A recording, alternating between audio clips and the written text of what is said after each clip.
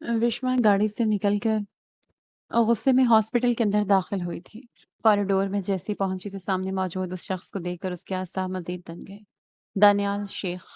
वो फिदा हो जाने वाली निगाहों से उसे देख रहा था, मगर वो उसे सरासर इग्नोर करते हुए इमरजेंसी वार्ड के पास पहुंचे और उसका दरवाज़ा धकेलते हुए अंदर आए। उसे यूं अचानक अंदर आते देखकर डॉक्टर्स चौंक गए। अरे आप अंदर कैसे आ गई? डैड है मेरे, बात करनी है मुझे इनसे, विश्वा ने तीखे लहजे में कहा। वो होश में नहीं है, आप इस तरह बात नहीं कर सकती। डॉक्टर ने हड़बड़ाकर उसे रोकना चाहा। ये मुझे पता है कि होश में है ये। इन्होंने जानबूझकर खुद को बीमार किया। वो गुस्से से फनकारते हुए बेड के पास आई, मगर बेहोश इज़मीर खान को देखकर उसके कदम वहीं जम गए। उनका रंग जर्द था और वो होशो हवास से बिल्कुल बेगाना लेटे थे। वेकअप डैडी, मैं आपका ये ड्रामा बज़ीर बर्दाश्त नहीं करूंगी। उठिए ना। डैड, वो गुस्से से बोलती उन्हें कंधों से झंझोड़ने लगी। पागल हो गई हैं? इन्हें मेजर हार्ट अटैक आया था। हद करती हैं आप। डॉक्टर ने सख्ती से उसका हाथ पीछे किया। डॉक्टर, ऐसा कुछ नहीं है। ये सब नाटक है। 2 साल पहले भी इन्होंने ये सब जानबूझकर किया था। मुझे वापस बुलाने के लिए ये कुछ भी कर सकते हैं। वो गुस्से से चिल्लाई। विश्वा, बस कर दो। झूठ नहीं है इस बार। दानियाल अंदर आते उसके कंधे पर हाथ रखते हुए बोला। विश्वा ने नफरत से उसके हाथ झटक दिया। उसकी आंखों से उस वक्त शोले निकल रहे थे। Don't touch me mister Daniyal Sheikh. अपनी हद में रहना सीखिए। आपकी हिम्मत कैसे हुई मेरे करीब आने की? घिन आती है आपके वजूद से। नफरत से फनकारी। दानियाल ने कर्ब से उसे देखा। कितनी नफरत भर गई थी उसके अंदर। कभी यही लड़की थी जो दानियाल पर अपनी जान निसार करती थी। अपनी मोहब्बत की मिठास से उसकी जिंदगी में अमृत घोला करती थी। और आज यही थी जो सिर्फ जहर उगल रही थी।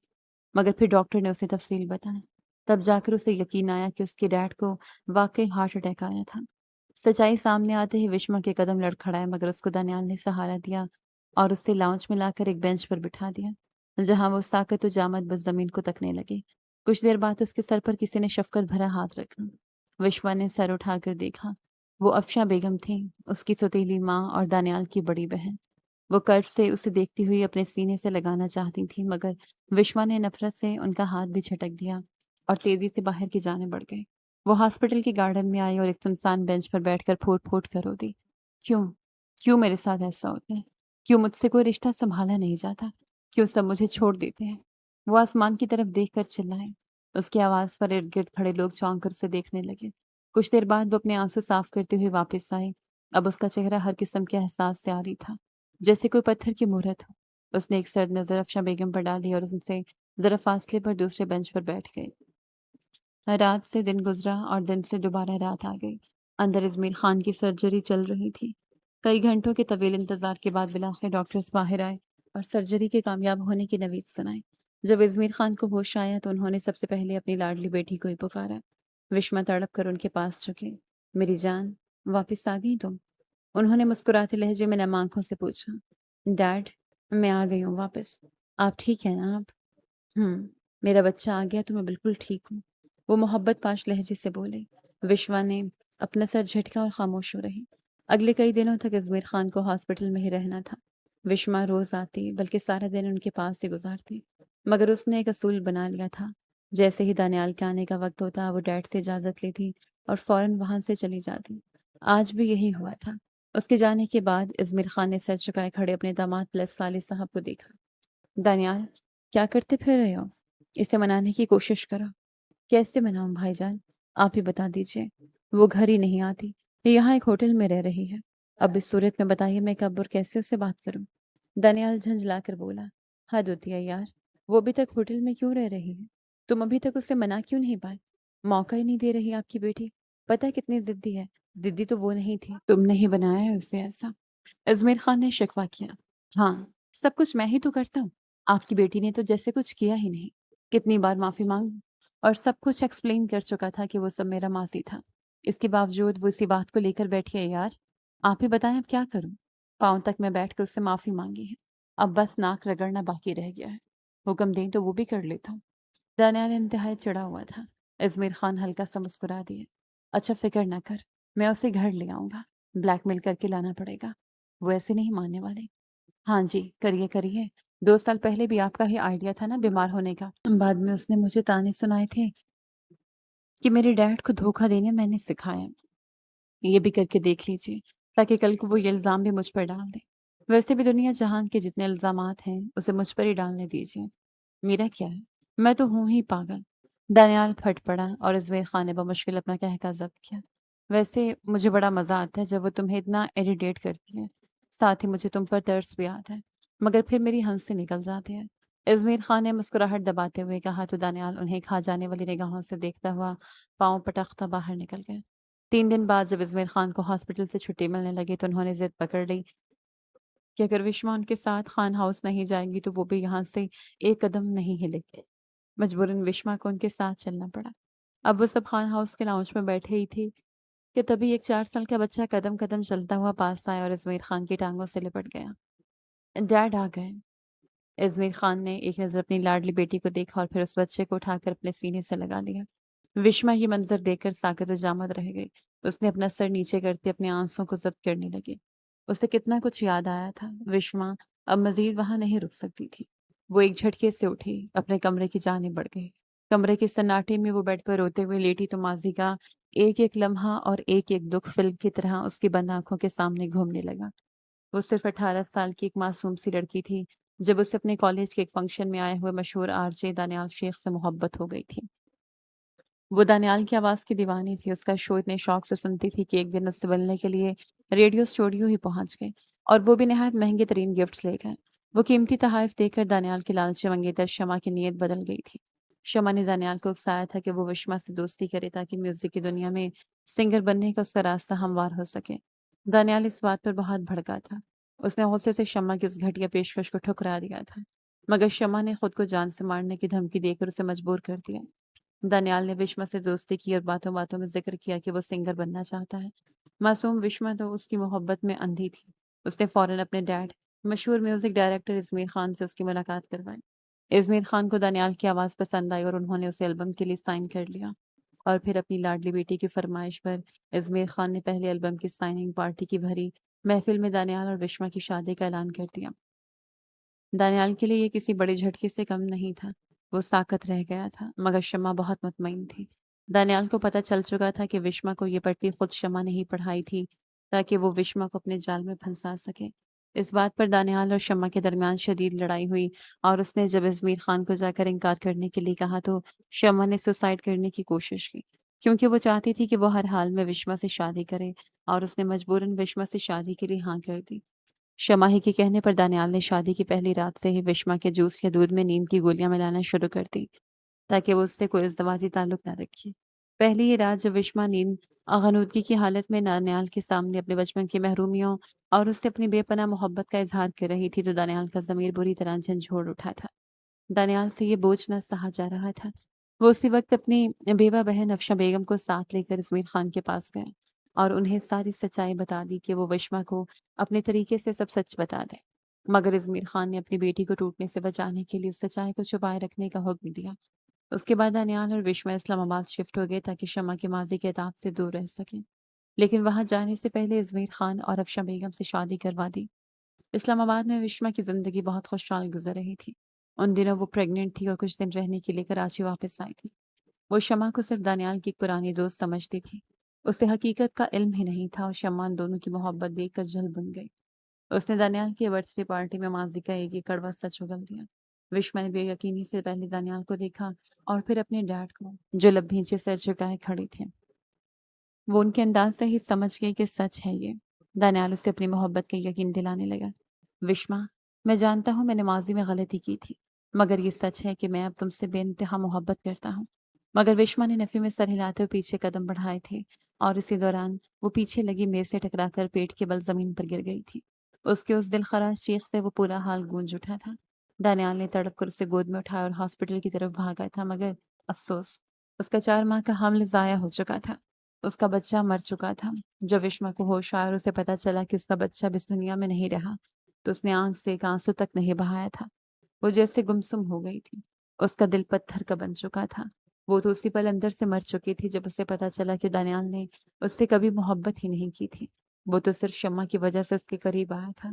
वो चीखना चाहती थी, दहाड़े मार-मार कर रोना चाहती थी, मगर उसके आँसू खुश्क हो चुके थे।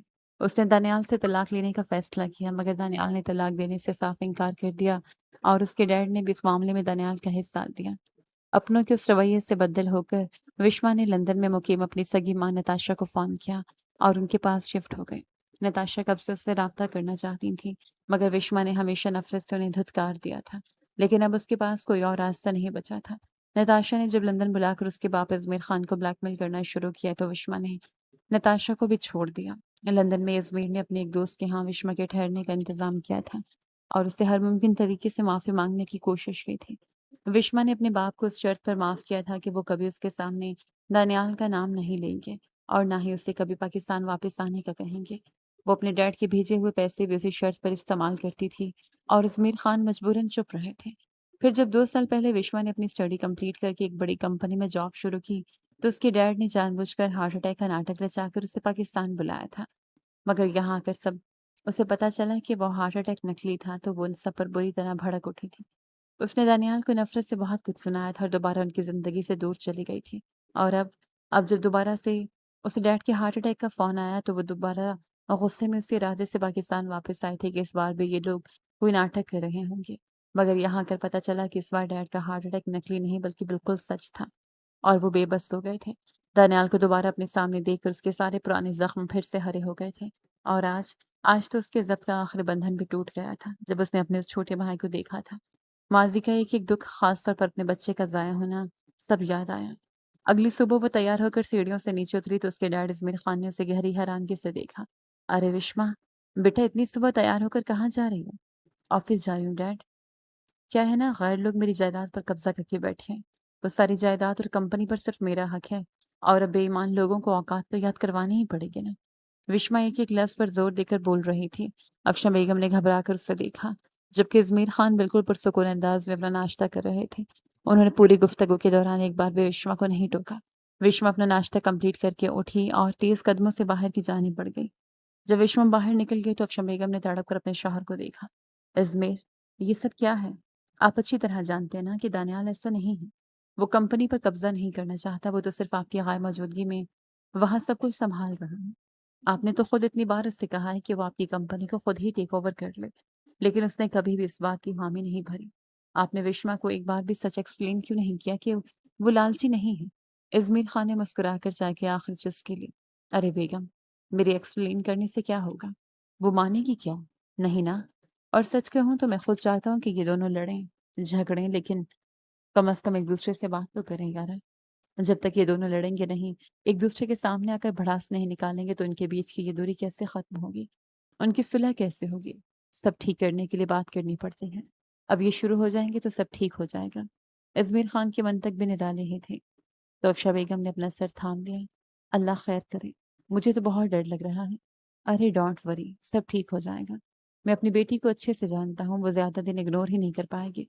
अज़मीर खान की तसल्ली देने पर वो सर हिलाकर उठ खड़ी हुई। विश्वा कुछ ही देर में कंपनी के हेड ऑफिस पहुंचकर किसी तूफान की तरह दानियाल के कैबिन का दरवाज़ा खोलकर अंदर दाखिल हुई। कैबिन के अंदर दानियाल चेयर पर बैठे अपने जूनियर्स को कुछ अहम इंस्ट्रक्शंस दे रहा था। विश्वा को अचानक सामने देखकर वो बुरी तरह चौंक उठा। विश्वा के चेहरे पर हकारत और गुस्से के तासुरात थे। "क्या बात है? दूसरों की चीज़ों पर हक जमाना, कब्जा करना आपकी पुरानी आदत है ना मिस्टर दानियाल शेख?" विश्वा ने तंज़े लहजे में कहा। दानियाल ने गहरा सांस लिया और उसने कैबिन में मौजूद बाकी मुलाजमीन को हाथ के इशारे से बाहर जाने का कहा। मुलाजमीन जल्दी से बाहर निकल गए और दरवाज़ा बंद हो गया। अब कैबिन में वो दोनों अकेले थे। दानियाल अपनी कुर्सी से उठा और इंतहाई संजीदगी से चलता हुआ विश्वा के बिल्कुल सामने आकर खड़ा हो गया। "विश्वा, मैं ये सब सिर्फ और सिर्फ तुम्हारे डैड के कहने पर कर रहा हूँ। उन्होंने ही मुझे ये कंपनी संभालने का कहा था। मैं ऐसा क्यों करूँगा? मुझे तुम्हारी कंपनी पर कब्जा करने की क्या ज़रूरत है?" दानियाल ने अपनी सफाई पेश करनी चाही। "हाँ, बिल्कुल। क्यों ज़रूरत होगी आपको?" विश्वा ने तलख़े से हँस कर कहा। "जिस इंसान का हर साल एक नया एल्बम मार्केट में आता हो, जो करोड़ों कमाता हो, अब उसको क्या ज़रूरत है हमारी इस कंपनी की?" मगर क्या है ना मिस्टर दानियाल, इंसान की फ़ितरत बड़ी अजीब है। वो करोड़ों भी कमा ले ना, तो उसके अंदर अरबों का लालच बढ़ जाता है। आपका क्या पता, आप तो कुछ भी कर सकते हैं। जो इंसान किसी के जज़्बात का खून कर सकता है, वो किसी को हार्ट अटैक करवाने के लिए गलत मेडिसिन का यूज़ क्यों नहीं कर सकता? हो सकता है आपने मेरे डैड को खुद ये हार्ट अटैक करवाया हो, ताकि उनकी कंपनी पर कब्ज़ा कर सकें। विश्वा, अपनी ज़ुबान को लगाम दो। दानियाल ने तिलमिलाकर कहा। "क्यों दूँ लगाम?" विश्वा ने उसकी आंखों में आंखें डाली। "मुझे तो लगता है कि अब हमें इस मामले में पुलिस को इन्वॉल्व कर ही लेना चाहिए।" क्योंकि डैड के उस हार्ट अटैक के पीछे यकीनन आप ही होंगे, वरना मेरे डैड तो काफ़ी हट्टे-कट्टे और हेल्दी थे। हो सकता है आपने ही ये सब गेम खेली हो ताकि उनकी कंपनी को हथियाया जा सके। और देखिए ना, उनके बीमार होते ही सारी कंपनी का बर्डन आप पर आ गिरा और आपने बड़े मज़लूम बनकर सबकी हमदर्दियाँ बटोरते हुए कंपनी को सँभाल लिया। लोगों के सामने हीरो भी बन गए और आपका असल मकसद भी पूरा हो गया। पागल हो गई हो तुम। सोचती भी हो कि ज़ुबान से क्या बकवास निकाल रही हो। दानियाल के सब्र का पैमाना लबरेज हो गया। इतना घटिया और नीच समझा है तुमने मुझे। दानियाल ने एक झटके से उसे अपनी तरफ खींचते उसकी कमर में हाथ डाले सर्द लहजे में कहा, छोड़िए मुझे। आपकी हिम्मत कैसे हुई मुझे हाथ लगाने की? विश्मा गुस्से से तिलमिला उठी। फिर उसने अपने दोनों हाथ दानियाल के चौड़े सीने पर रखे। उसे पीछे धकेलने की भरपूर कोशिश करने लगे। दानियाल की ये कुर्बत आज बेविश्मा के लिए जानलेवा थी। उसका दिल इतनी जोर से धड़क रहा था कि उसे लगा बाहर आ जाएगा। दानियाल की सांसों की गर्मी और उसके कलोन की महक विश्मा के हवासों पर छाने लगी थी। विश्वा को अंदर ही अंदर खौफ महसूस हुआ कि अगर वो कुछ देर और इसी तरह दानियाल के इतने करीब रही तो राह का ढेर बन जाएगी। दानियाल आहिस्ते से अपनी गिरफ्त ढीली करते हट गया। फिर दोनों बाजू सीने पर बांधकर उसे गौर से देखने लगा। सफेद पैंट कोट में ऊंची पोनी टेल बनाए गुस्से से सुर्ख होते चेहरे के साथ विश्मा उस वक्त दानियाल को सीधे अपने दिल में उतरते हुए महसूस हो रही थी। विश्मा, जब किसी पर इतना बड़ा इल्जाम लगाते हैं ना तो उसका प्रूफ भी देते हैं। तुमने बिना सोचे समझे इतना बड़ा मुझ पर इल्जाम लगा दिया कि भाईजान को मैंने कोई ऐसा ज़हर दिया कि जिनसे उनको हार्ट अटैक आया। तुम शायद भूल रही हो वो सिर्फ तुम्हारे डैड ही नहीं, मेरी बहन के शौहर भी हैं। और मैं इतना घटिया हो सकता हूँ, ये तुमने सोच कैसे लिया? माज़ी का तजुर्बा है आपके साथ, ऐसे ही नहीं इल्ज़ाम लगा दिया। जो इंसान किसी को अपना मोहरा बनाकर कामयाबियाँ हासिल कर सकता है, वो कुछ भी कर सकता है। किसी को कत्ल भी कर सकता है। हो सकता है आपका भी अब शम्मा के साथ कोई नाजायज़ ताल्लुक हो और उसके कहने पर ये कर रहे हैं, क्योंकि आपको तो अपने ज़हन से सोचना नहीं आता ना। वो ज़हर-ख़न लहजे में बोली, तुम ऐसी तो नहीं थी। मेरी विश्मा तो बहुत नर्म, नाज़ुक और सबसे मोहब्बत करने वाली थी। किसी का अनजाने में भी दिल नहीं दुखाती थी। मगर अब तुम इतनी-इतनी बड़ी और ज़हरीली बातें कह देती हो और एक बार भी नहीं सोचती कि दूसरे इंसान के दिल पर क्या गुज़रती है। मैं इतराफ़ करता हूँ कि मैं माज़ी में शम्मा की बातों में आकर उसे अपनी मोहब्बत समझकर हर गलत सही में उसका साथ देता रहा। लेकिन विश्वा, तुम्हारी उस पाकीज़ा मोहब्बत ने मेरे दिल को छू लिया था। तुमने मेरे मुर्दा ज़मीर को फिर से ज़िंदा कर दिया। क्या वो 6 महीनों में तुमने मेरी वो मोहब्बत नहीं देखी? क्या मेरी मोहब्बत में कोई कमी थी? कोई फ़रेब था? बताओ मुझे। क्या मैंने इन 6 महीनों में तुम्हारी आँख में एक आँसू भी आने दिया? बोलो विश्वा। दानियाल उसके कंधे को थामे हुए उसे एक्सप्लेन करते हुए अब उससे सवाल करता जा रहा था। उसकी बात पर विश्वा को भी यकीन था, मगर विश्वा ने अपने दिल पर पत्थर रखते अपनी नज़रें फेरी और इंतहाई काटदार लहजे में बोली, मुझे आपसे कोई बात ही नहीं करनी। अब आप बाहर जाइए। अब इस ऑफिस में जब मैं आपको बुलाऊंगी तभी आप अंदर आएंगे। आज के बाद आप मेरे पर्सनल असिस्टेंट के तौर पर काम करेंगे। मेरी चाय पानी, मेरे ऑफिस की सफाई, फाइल्स की सेटिंग, ये सारा कुछ अब आप ही करेंगे मिस्टर दानियाल शेख। यानी आसान लफ्ज़ों में, अब आपको मेरा नौकर बनकर रहना होगा। वो उसकी आँखों में आँखें डालकर अपनी पूरी अना के साथ बोली। दानियाल ने विश्वा के चेहरे पर फैली ज़िद को देखा और उसके लबों पर एक दिलकश मगर बोझल मुस्कुराहट उभरी। अगर तुम्हारी खुशी इसी में है विश्वा, तो मुझे ये भी मंज़ूर है। वो जज़्बाती होकर उसके गुलाबी रुख़सार को छूने के लिए अपना हाथ बढ़ाने ही लगा था कि विश्वा ने तड़प कर 2 कदम पीछे लिए। मुझे छूने की कोशिश भी मत कीजिएगा। नौकर हैं तो नौकर बन के रहिए। वो सर्द लहजे में बोली और उसे बाहर जाने का इशारा करते हुए अपनी कुर्सी पर बैठ गई। दानियाल ने एक गहरी नज़र उस पर डाली और चुपचाप कैबिन से बाहर निकल गए। पूरा दिन विश्वा ने दानियाल से नौकरों की तरह ही काम लिया था। उसने अपनी अना की तस्कीन के लिए दानियाल की हर मुमकिन तज़लील की। यहाँ तक कि दानियाल ने कंपनी के साथ जो नया एल्बम साइन किया था और जिस गाने की शूटिंग होनी थी, विश्वा ने वो करोड़ों का कॉन्ट्रैक्ट भी मनसूख कर दिया। पूरा दिन उसे एक पल के लिए सर उठाने की भी फुर्सत ना मिली थी। रात काफ़ी हो गई थी। विश्वा अहम फाइल्स देखने में इस हद तक मगन थी कि उसे वक्त का अंदाज़ा ही नहीं हुआ। जब वो थक कर अपने ऑफिस से बाहर निकली तो पूरा ऑफिस खाली हो चुका था और तमाम मुलाजमीन जा चुके थे, सवाए दानियाल की। वो वही लाउंज की कुर्सी पर बैठे मोबाइल इस्तेमाल कर रहा था। विश्वा को बाहर निकलता देखकर उसने फौरन मोबाइल बंद किया और उठ खड़ा हुआ। आप अभी तक यहाँ क्या कर रहे हैं मिस्टर दानियाल? विश्वा ने चौंक कर पूछा। मैं तुम्हारा इंतजार कर रहा था। मैंने सोचा रात ज्यादा हो गई है तो हम इकट्ठे चलते हैं। मैंने वैसे भी तुम्हारे डैड की तबीयत भी पूछना थी। दानियाल ने नरमी से कहा, कोई जरूरत नहीं है। आप अपने घर जा सकते हैं। मैं जैसे आई थी वैसे अकेली चली जाऊंगी। विश्वा ने तंग कर जवाब दिया। ओके फाइन, चलते हैं फिर।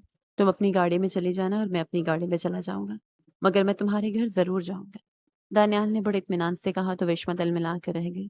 वो दोनों लिफ्ट की तरफ बढ़े और जैसे ही लिफ्ट के अंदर सवार हुए, अभी लिफ्ट चंद सेकंड ही चली थी कि यकायक एक ज़ोरदार झटके के साथ लिफ्ट रुक गई और पूरे ऑफ़िस की लाइट बंद हो गई। हर तरफ घुप अंधेरा छा गया। ये ये लाइट कैसे चली गई? विश्मा की आवाज़ में घबराहट थी। शिट! मुझे लगता है कि नीचे गार्ड्स ने ऑफ़िस खाली हो चुका समझकर मेन स्विच ऑफ कर दिया। रुको मैं कॉल करता हूँ। दानियाल ने जल्दी से अपना मोबाइल निकाला, मगर अभी वो नंबर मिला ही रहा था कि उसका मोबाइल बैटरी डेड होने की वजह से ऑफ हो गया। What the hell! इसे भी अभी ही बंद होना था। दानियाल झंझलाकर बोला, हद होती है किसी चीज़ की। इतनी देर से अगर आप ऑफिस में बैठे थे तो नीचे गार्ड को बता नहीं सकते थे कि हम अभी अंदर मौजूद हैं। हमारे निकलने के बाद लाइट्स ऑफ की जाती। मगर आपसे कभी कोई काम ठीक से हो ही नहीं सकता। विश्वा ने गुस्से और डर के मारे दानियाल पर चीखना शुरू कर दिया। विश्वा प्लीज रिलैक्स। अपने मोबाइल से भाईजान को कॉल करो। उन्हें कहो कि नीचे गार्ड को फोन करके लाइट्स ऑन करवाएं। दानियाल ने मशवरा दिया। विश्वा ने कांपते हाथों से अपने हैंडबैग से मोबाइल निकाला और इजमीर खान का नंबर डायल किया, मगर दूसरी तरफ से कॉल रिसीव नहीं हुई। उसने 3-4 बार लगातार ट्राई किया, मगर इजमीर खान फ़ोन उठा ही नहीं रहे थे। डैड डैड फ़ोन नहीं उठा रहे। विश्वा की आवाज़ इस बार खौफ से नम हो गई।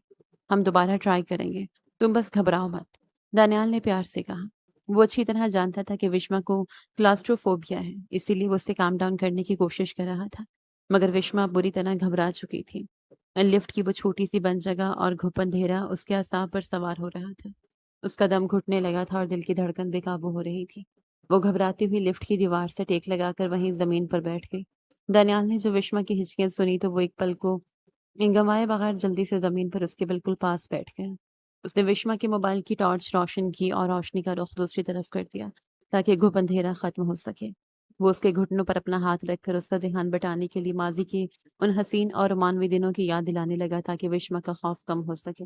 मगर उन यादों ने विश्वा के ज़ब्त का बंधन तोड़ दिया। वो माजी की तलखियों को याद करके फूट फूट कर रोने लगी।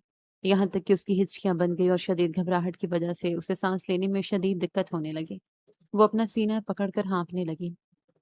विश्वा, विश्वा मेरी जान सांस लो, लंबा सांस लो। दानियाल ने तड़पते हुए कहते विश्वा का चेहरा अपने दोनों हाथों के प्याले में लिया। वो गहरे गहरे सांस लेने लगी, मगर उसका जहन अभी भी शायद खौफ से उलझा हुआ था। वो उसे उसी खौफ से निकालना था।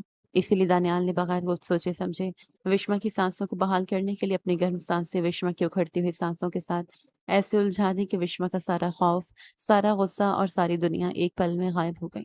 और विश्वा चाहकर भी खुद को दानियाल की उस जानलेवा और सहरंगेज कुर्बत से दूर नहीं कर पा रही थी। दानियाल का गहरा और शिद्दत से भरपूर लम्स विश्वा के वजूद की सारी तलखी को अपने अंदर समेट रहा था। उसकी उखड़ती हुई सांसें अब दानियाल की सांसों के साथ मिलकर एक मतवाजन ताल में बदल चुकी थी। उसे सहरंगेज और मदहोश कुन लम्हे में विश्वा के मोबाइल की तेज रिंगटोन ने दोनों को होश की दुनिया में वापस ला खड़ा किया। विश्वा ने गोया जैसे ख्वाब से जागते हुए दानियाल के सीने पर हाथ रखा और उसे पूरी ताकत से पीछे धकेला। दानियाल भी हड़बड़ाकर पीछे हुआ। उसकी सांसें अब भी तेज चल रही थी और आंखों में विश्वा के लिए वही पुराना गहरा खुमार था। विश्वा का पूरा वजूद कांप रहा था। उसके लब दानियाल की लम्स की गर्मी से अब भी दहक रहे थे। उसने शर्मिंदगी से, गुस्से और जज्बात के मिले जुले तासुरात के साथ दानियाल को देखा, जिसने अभी अभी उसके सारे असूलों और बनावटी नफरत को एक पल में पिघला कर रख दिया था। फिर जल्दी से जमीन पर गिरे मोबाइल को उठाया। इज़मीर खान की कॉल आ रही थी। विश्वा ने फौरन दानियाल से मुँह फेरा और कांपते हुए हाथों से कॉल रिसीव करके मोबाइल कान से लगाया। Hello dad. विश्वा अपनी आवाज़ को नॉर्मल करने की नाकाम कोशिश करते बोली। हेलो विश्वा बेटा, तुम कहाँ हो? मैंने भी तुम्हारी मिस्ड कॉल्स देखी। फ़ोन साइलेंट पर था, तो पता ही नहीं चला। सब ठीक तो है ना? दूसरी तरफ से इज़मीर खान की फ़िक्रमंद आवाज़ सुनाई दी। डैड, डैड हम ऑफ़िस की लिफ्ट में फँस गए हैं। यहाँ यहाँ लाइट्स ऑफ हो चुकी हैं और लिफ्ट बंद है। मेरा दम घुट रहा है डैड।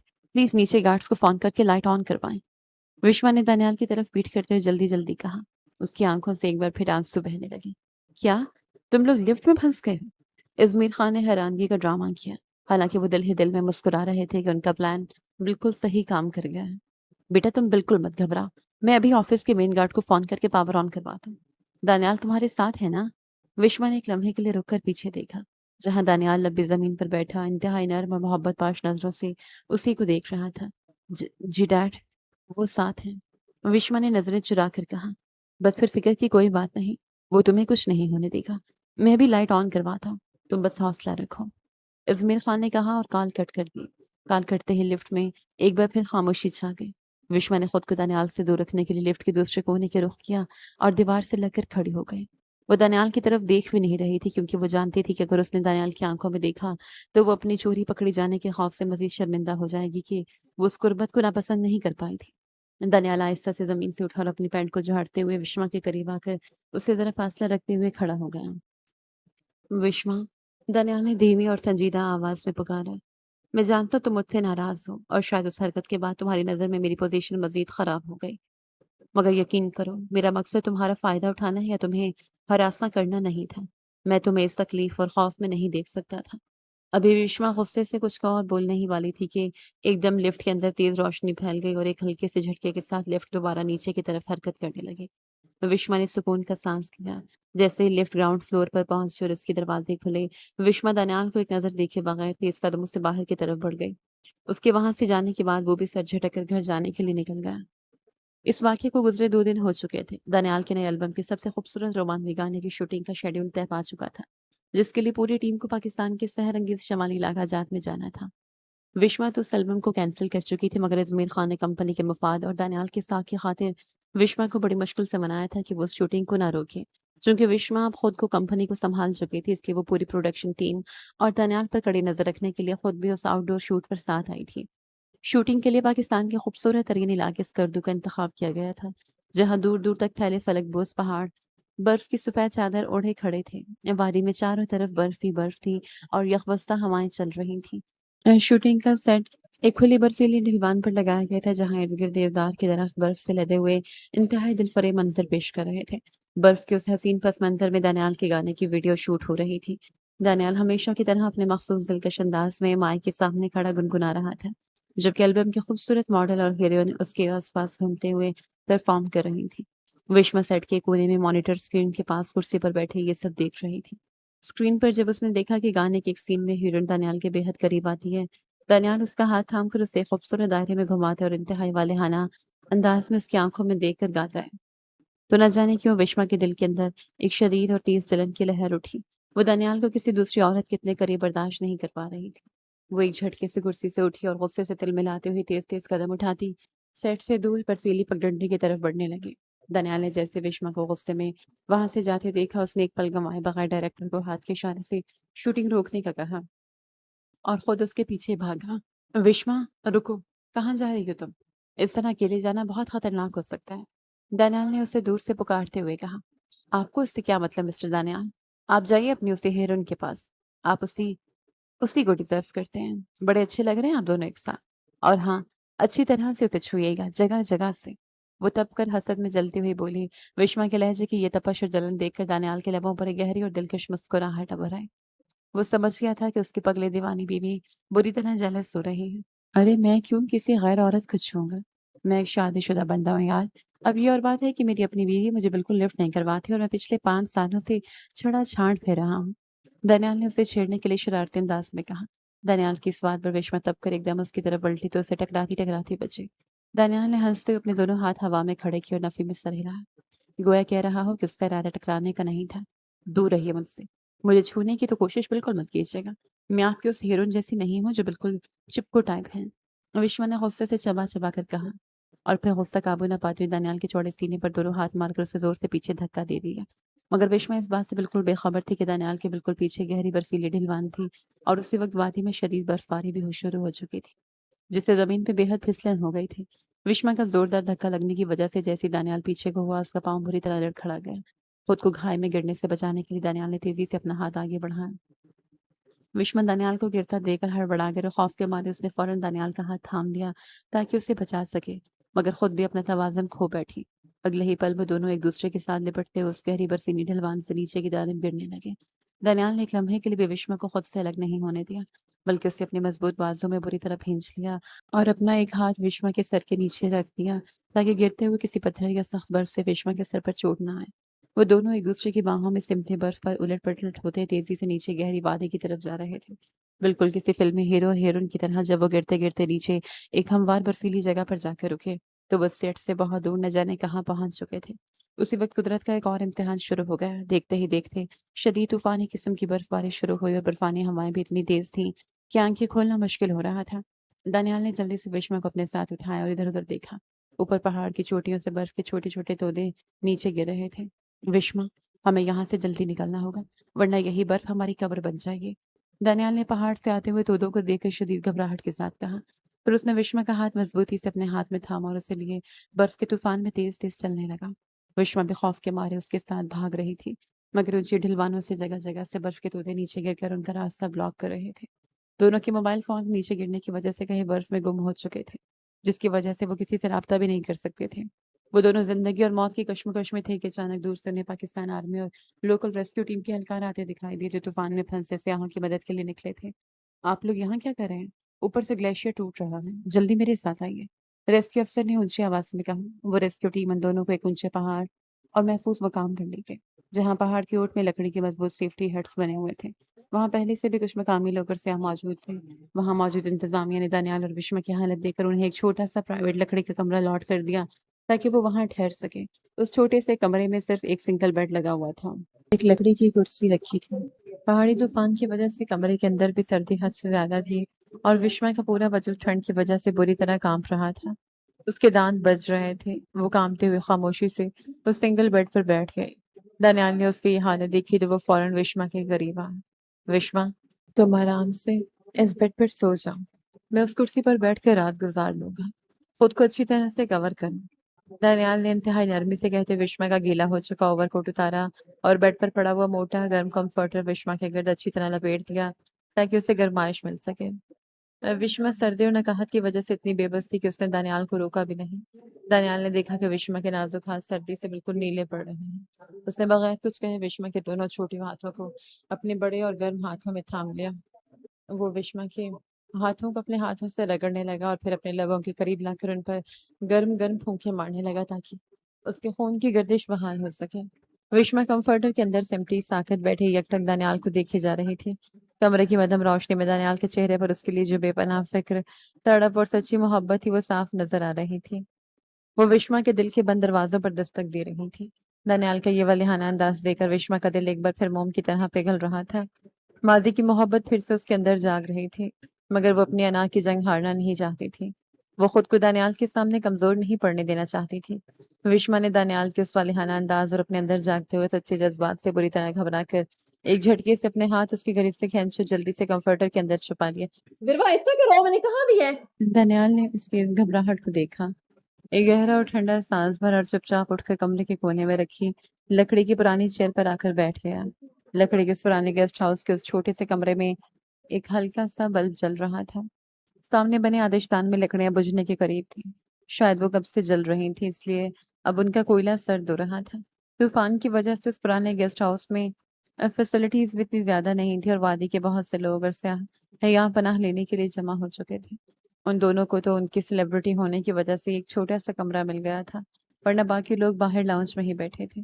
कुछ ही देर गुजरी थी कि आतिशदान की आग बिल्कुल बुझ गई और कमरे में यखवस्ता सर्दी की शिद्दत और ज्यादा बढ़ गई। विश्मा, जो कंफर्टर में सिमटी सोने की कोशिश कर रही थी, मगर ठंड से सोया नहीं जा रहा था। मगर कहते हैं ना, जब नींद आनी होती है कांटों के बिस्तर पे भी आ जाती। उसकी भी पलकें बोझल होने लगी। अभी उसकी आंख लगने ही लगी थी कि एकदम से जोरदार धमाके के साथ गेस्ट हाउस के सारी लाइट्स बंद हो गईं और पूरे कमरे में घुप अंधेरा छा गया। दानियाल, ये लाइट क्यों गई है? अंधेरा होते ही विश्वा का बचपन का खौफ फिर जाग उठा। उसका दिल पूरी तरह धड़कने लगा। रुको विश्वा, मैं बाहर जाकर पता करता हूँ। दानियाल ने अंधेरे में टिटोलते हुए उठने की कोशिश की। अंधेरा बहुत है, मत जाना प्लीज दानियाल, मुझे मुझे बहुत डर लग रहा है। विश्वा का लहजा खौफ से बुरी तरह कांप रहा था और उसकी आवाज में नमी साफ महसूस हो रही थी। विश्वा को इस तरह खौफ सदा देकर दानियाल से रहा न गया। वो अंधेरे में धीरे धीरे चलता हुआ बेड की तरफ आने लगा, मगर कमरे में अंधेरा इस हद तक था कि एकदम से दानियाल का पांव बेड की लकड़ी की पाइंती से अटका। उसका तवाजुन बिगड़ा और वह धड़ाम से सीधा बेड पर मौजूद विश्वा के ऊपर आ गिरा। अचानक दानियाल के भारी वजूद के अपने ऊपर गिरने पर विश्वा के हलक से एक हल्की सी चीख निकली। "श्श, आराम से, मैं हूँ विश्वा।" दानियाल ने अंधेरे में इंतहाई मध्यम और भारी आवाज में कहा।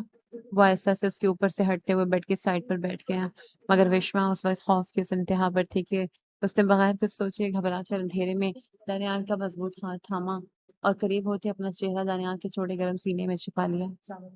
दानियाल उस वक्त ज़ब्त आखिरी इंतहा पर था।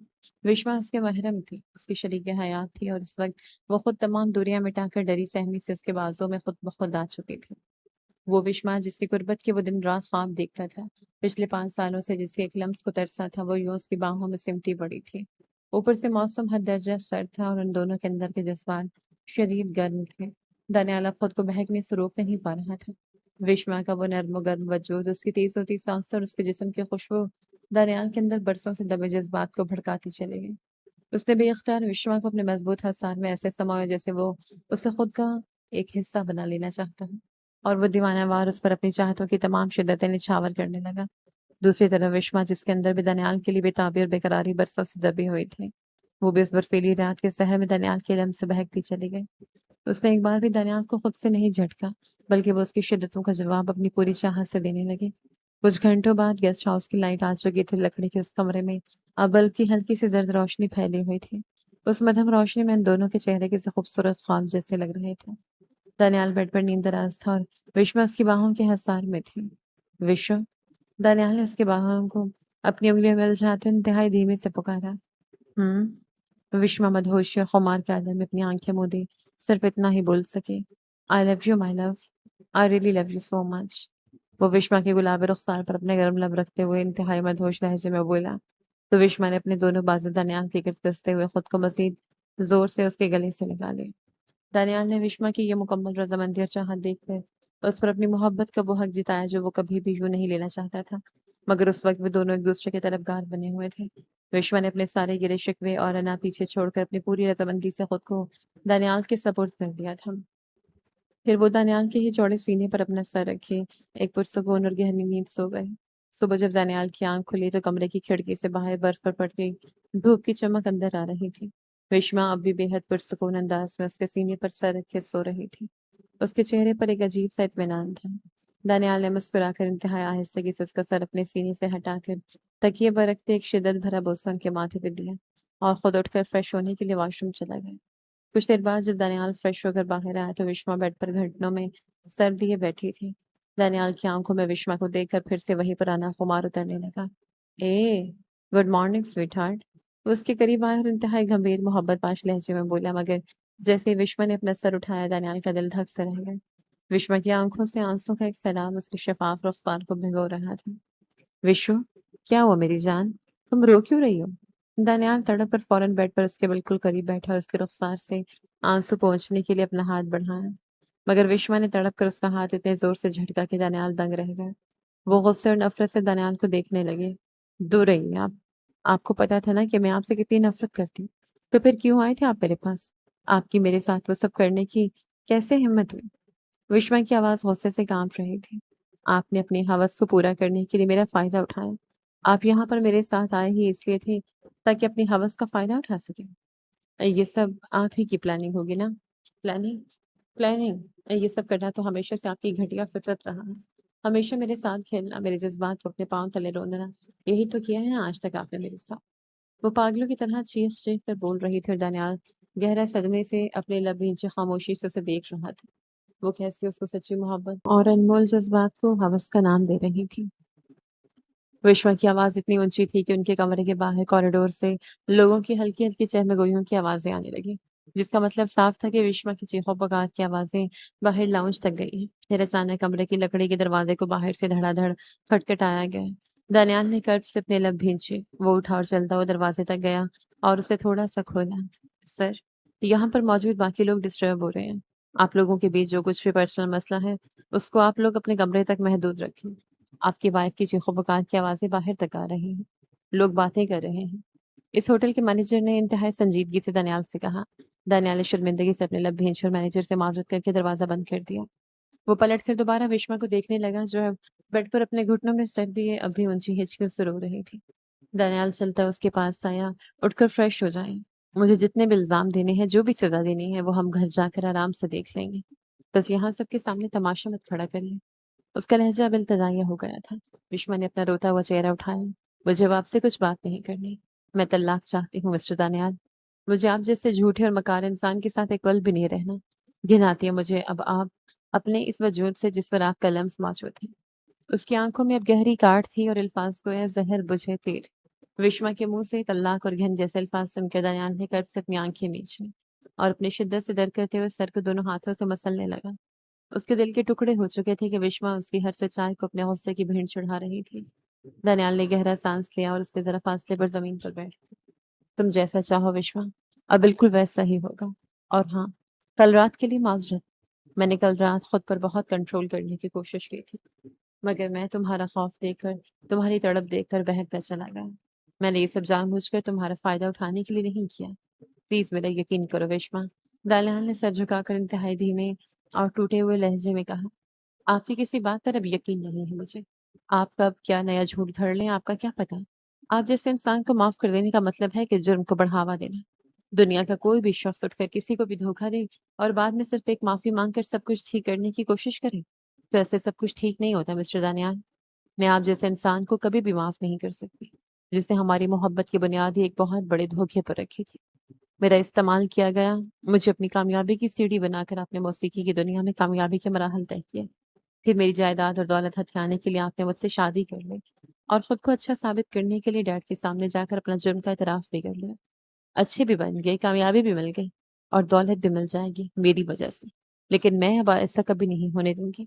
मैं आपसे तलाक लेकर आपकी इस लालच की असल वजह ही खत्म कर दूंगी। ना रहेगा ये रिश्ता और ना रहेगा आपके अंदर मेरा ये वैसा बाने का लालच। विश्वा ने तल्ख लहजे में कहा। बस कर दो विश्वा। दानियाल एकदम तड़प कर उठा। उसकी आवाज में बल्ला का कर्ब था। इतना मत गिरा मुझे मेरी अपनी ही नजरों से कि मुझे खुद अपने वजूद से घिन आने लगे। अगर मुझे सिर्फ दौलत जायदाद और यही सब कुछ चाहिए होता ना विश्वा, तो आज मुझे बड़े से बड़े इंटरनेशनल प्रोजेक्ट्स ऑफर हो रहे हैं। मैं वो सब साइन करके जाने कितनी दौलत अकेले कमा सकता हूँ, मगर मैं ये सब नहीं कर रहा। मुझे तुम्हारी दौलत का कोई लालच नहीं है। अगर होता है ना तो इन पिछले 5 सालों में मैंने भी अपने लिए कई महल खड़े कर लिए होते, मगर मैं आज भी एक कनाल के उसी छोटे से बंगले में अकेला रहता हूँ। उस घर में जिसको मैंने बड़े अरमानों से हमारी शादी के कुछ महीनों के बाद ही खरीदा था, जहाँ हम दोनों शिफ्ट होने वाले थे। मैं आज भी उसी बंगले में अकेला बैठा तुम्हारा मुंतजिर हूँ। मुझे लगा था कि कभी ना कभी तुम्हारा दिल साफ हो जाएगा, मगर तुम मुझे इतना घटिया और नीच समझते हो, मुझे ये नहीं मालूम। मैं जितना आपको घटिया और नीच समझती हूँ ना, उसका तो अंदाजा भी नहीं लगा सकती। आप उससे भी ऊपर की चीज है। इसलिए बेहतर यही है कि अब हम दोनों अलग हो जाएं। अब हमारे दरमियान कुछ भी ठीक नहीं हो सकता। उसने तनफ्फुर भरे अंदाज में कहा तो दनियाल की आंखों में सिर्फ डोरे उतर आए थे। वो बुरी तरह थक चुका था और अब मजीद विश्वा के सामने अपनी मोहब्बत की कोई सफाई पेश नहीं करना चाहता था। ठीक है विश्वा, अगर तुम्हें मुझ जैसे घटिया नीच आदमी के साथ नहीं रहना, तो मैं शहर वापस जाते ही वो डाइवोर्स पेपर्स तैयार करवा कर खुद साइन करके तुम्हारे पास भेज दूंगा। उसने विश्वा के उस नामने हाथ के सामने अपनी आखिरी हार मानते हुए कहा तो विश्वा का रंग फक हो गया। फिर दानियाल ने एक आखिरी नजर विश्वा के जर पड़ते हुए चेहरे पर डाली और चुपचाप कमरे का दरवाजा खोलकर बाहर चला गया। नीचे रिसेप्शन पर आकर उसने मैनेजर का नंबर मिलाकर सब कुछ बताया और अपनी खैरियत की इत्तला दी। शमाली इलाका जात में शदीद बर्फबारी की वजह से अगले 2 दिन तक शहर जाने के तमाम रास्ते बिल्कुल बंद रहे। इसलिए उन्हें मजबूरी में उसे गेस्ट हाउस में ठहरना था। मगर उन 2 दिनों में दानियाल एक बार भी दिन के वक्त इस कमरे के अंदर नहीं घुसा।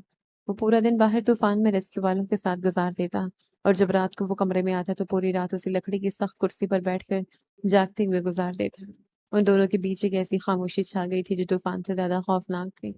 2 दिन बाद जब मौसम खुला तो होटल का मैनेजर अपनी टीम समेत गाड़ी लेकर उन दोनों को पक करने आया। वापसी का पूरा रास्ता उन दोनों ने इंतहाई खामोशी से काटा। किसी ने एक लफ्ज में नहीं बोला। कुछ ही देर में उनकी गाड़ी शहर की जानिब रवां दवां थी और चंद घंटों के सफर के बाद वो अपने शहर पहुंच चुके थे। वहां पहुंचते ही दोनों एक दूसरे को अलविदा कहे बगैर अलग अलग गाड़ियों में अपने अपने घरों के लिए निकल गए। मगर दोनों ही अपने अपने अंदर मची उस तबाही और सोचों में बुरी तरह गर्क थे। इस बात को गुजरे कई दिन हो चुके थे। दानियाल ने ऑफिस आना बिल्कुल छोड़ दिया था।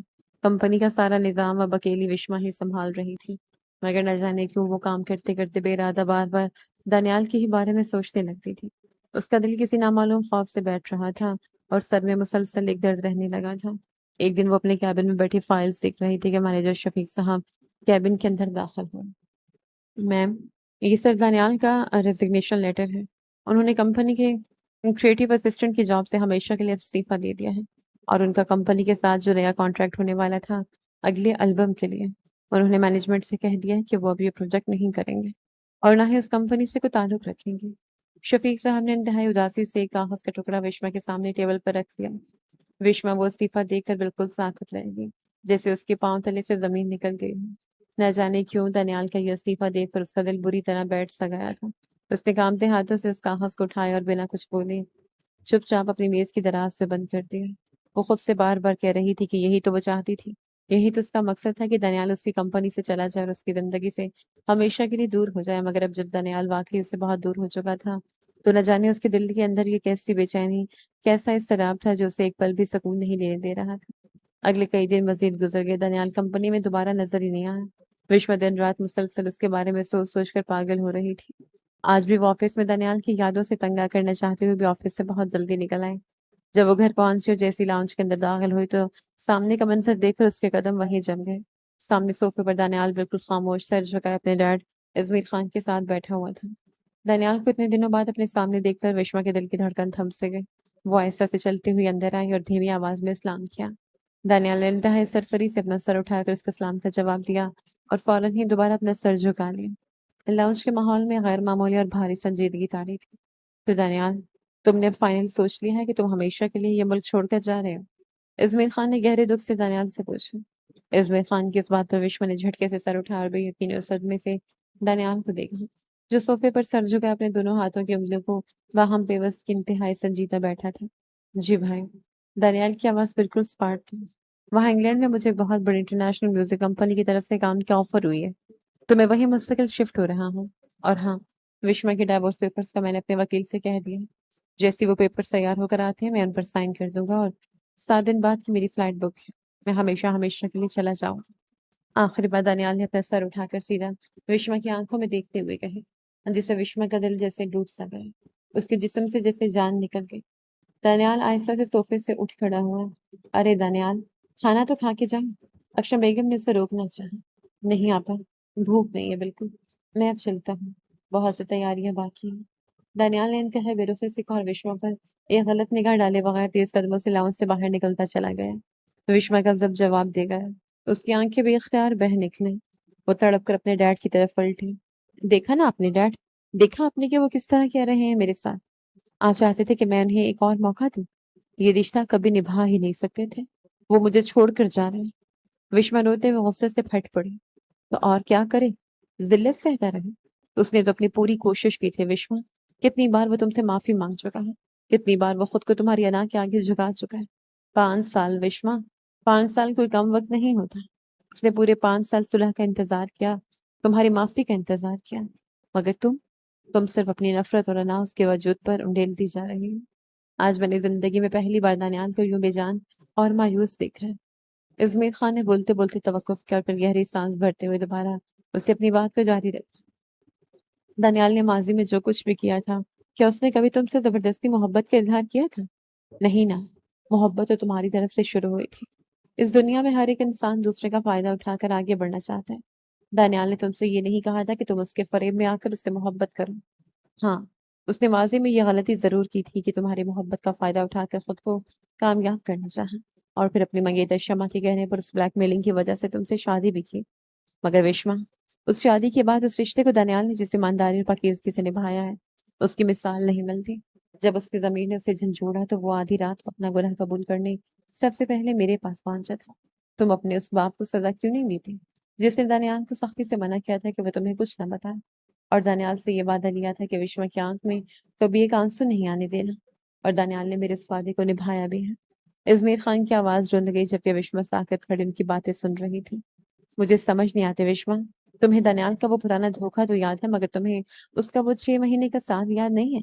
जब वो तुम्हें अपनी हथेली का छाला बनाकर फिरता था। जब उसकी बेपनाह मोहब्बत का निखार तुम्हारे इस चेहरे पर नज़र आता था। अब ना तुम खुद खुश हो और ना उसे खुश रहने दे रही हो। अब भी तुम मुसलसल उसी को क्लेम किए जा रहे हो। मुझे नहीं पता कि तुम दोनों के बीच इन 2 दिनों में गेस्ट हाउस में क्या हुआ। मगर दानियाल जब से वापस आया है ना, वो बिल्कुल गुमसुम हो चुका है। पिछले कई दिनों से वो शदीद बुखार में तड़पता रहा है और इस शदीद बुखार की ग़नूदगी में भी वो पागलों की तरह सिर्फ़ तुम्हारा नाम ले लेके तुम ही से माफ़िया माँग रहा था। और कितना टॉर्चर करोगी उसे विश्वा? और कितना तड़पाओगे? इज़मीर खान तो विश्वा पर बुरी तरह फट पड़े थे। उनकी बातों ने विश्वा के अंदर लगी अना की उस दीवार को एक पल में गिरा कर राख कर दिया था। विश्वा सर झुकाए फूट-फूट के आंसू बहा रही थी।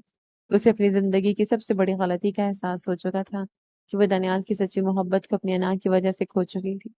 वो एक झटके से उठी और रोते हुए भागते हुए ऊपर अपने कमरे की जानेब बढ़ गई।